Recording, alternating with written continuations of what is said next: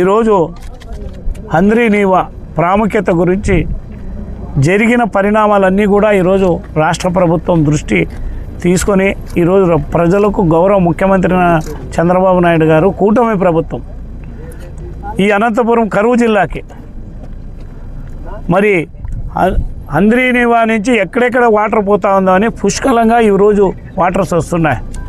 నేను ఒకటే తెలియజేస్తున్నాను, పోతిరెడ్డిపాడు 1980లో అప్పటి ముఖ్యమంత్రి చంద్రబాబు నాయుడు దాన్ని ప్రారంభించడం జరిగింది. ఆ జిల్లా పోతిరెడ్డిపాడు ఓన్లీ కర్నూలు జిల్లాకు మాత్రమే సంబంధం. ఈరోజు హంద్రీనీవా కర్నూలు, అనంతపురం, చిత్తూరు దాదాపు ఈ ప్రాంతం అంతా 800 కిలోమీటర్లు ఈరోజు మరి గ్రౌండ్ వాటర్ పెంచేదానికి గౌరవ ముఖ్యమంత్రి గారు దాదాపు 8,000 కోట్ల రూపాయలు ఈరోజు ఈ కార్యక్రమాన్ని పెట్టడం అయింది. ఈ కరువు జిల్లాలోనే నీళ్లు లేని జిల్లాకి ఈరోజు నీళ్ళు ఇచ్చి ఈ జిల్లాని సస్యశ్యామలు చేయాలని చిత్తూరుకు నీళ్లు తీసుకోపోయారు, కుప్పం తీసుకోపోయారు.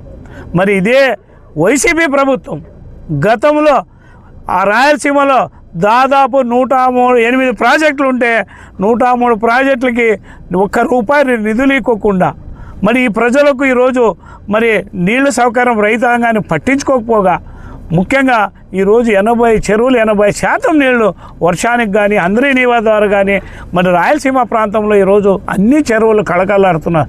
రైతుల్లో ఆనందం ఉంది.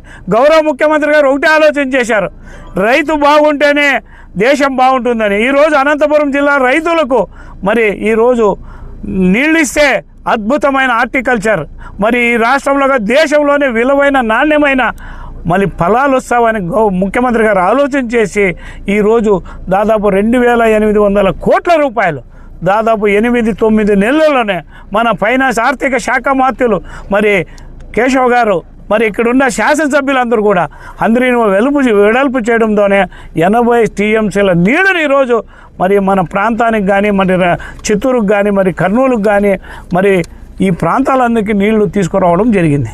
నేను ఒకటే తెలియజేస్తున్నా, నువ్వు రాయలసీమ మీ నాయన కానీ నువ్వు కానీ రాయలసీమ వాస్తులు అంటాం, రాయలసీమ బిడ్డలు అంటాం, రైతాంగం బిడ్డలు అంటున్నారు.